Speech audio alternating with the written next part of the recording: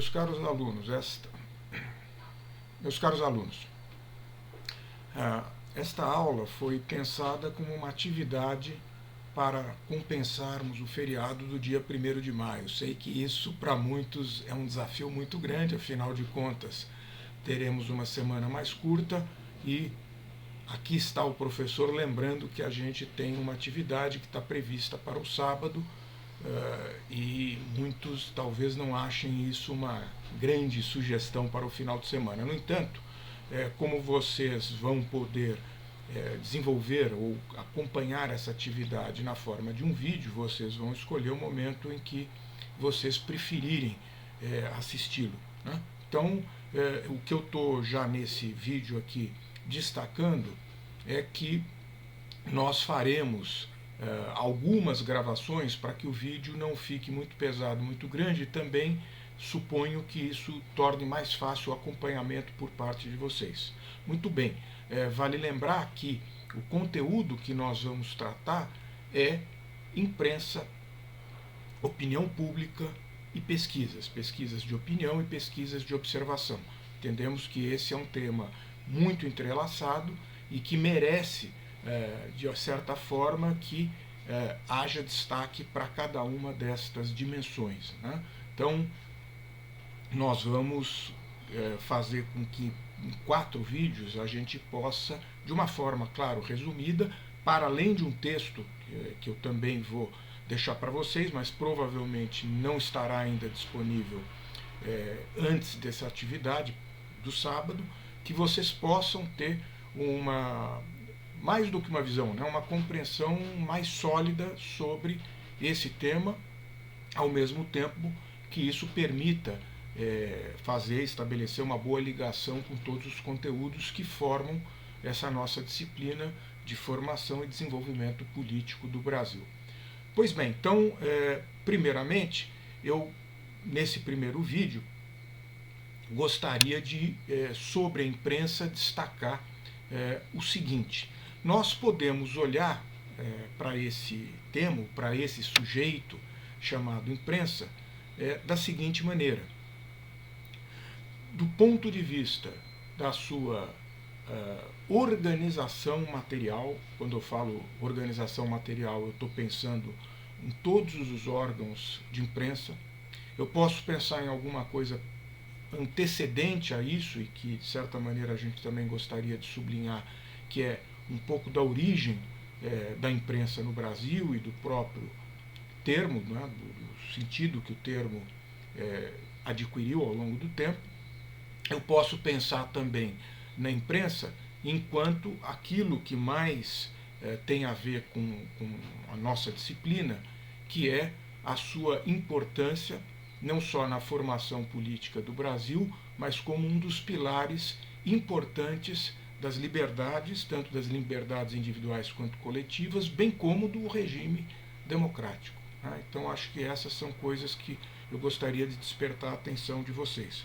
Pois bem, eu começaria brevemente falando aí do antecedente, né, ou dos antecedentes da imprensa e da sua origem no Brasil.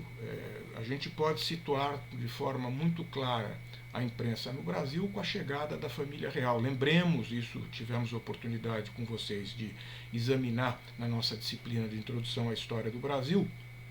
Lembremos que havia uma vetação para a indústria no Brasil, consequentemente para tipografias no Brasil, e isso significava um impedimento que o Brasil produzisse livros, jornais, tudo aquilo que já se tornava tão caro em boa parte da Europa após a Revolução Industrial. Com a chegada da família real, praticamente tudo vai mudar no que diz respeito a essas limitações, né? A família real vai rigorosamente ter a necessidade, Dom João VI, nosso príncipe regente, de poder publicar os atos do seu governo, e isso significa que ele vai ter a imprensa régia aqui no Brasil, ele vai criar, em termos objetivos, concretos, a imprensa, claro, mediante a importação das prensas que iriam contribuir para a produção vamos assim dizer, da nossa imprensa nacional, da nossa imprensa oficial. Muitos poderiam dizer, bem, mas será que a gente poderia, com isso, pensar, como você falou agora há pouco, da imprensa como um elemento, uma instituição tão importante para o regime democrático? Afinal de contas, essa imprensa que está nascendo é uma imprensa exatamente estatal, é uma imprensa governamental, é uma imprensa na qual a própria noção de liberdade não está presente. Pois bem, mas a gente não pode perder de vista que o termo imprensa está profundamente ligado ao seu aspecto físico e não rigorosamente ao conteúdo, aquilo que se transmite, aquilo que se veicula. Né? Quando nós pensamos em imprensa, nós estamos pensando na prensa, nós estamos pensando na multiplicação da palavra copiada de uma forma muito mais ágil, diferentemente do que no passado. Nós estamos pensando na prensa de Gutenberg lá no final do século XV. Ou seja, a prensa ou a imprensa originalmente é rigorosamente o meio físico pelo qual as coisas as mais diversas, colocadas na forma de palavras impressas, irão realmente se multiplicar, se comunicar e ter então um público destinatário muito mais vasto. Né? Isso tem que estar muito presente. Então, num primeiro momento, o termo imprensa não tem a ver com essa segunda dimensão aí que nós estávamos abordando, que nós estávamos falando. Agora, o que é importante desse primeiro momento é que com o levantamento das proibições no Brasil, em muito pouco tempo, nós já teremos, rigorosamente falando, a imprensa no sentido que o termo veio adquirido com o passar do tempo, que foi exatamente esse mais ligado à divulgação de opiniões, de notícias, tratar de assuntos muito diversos.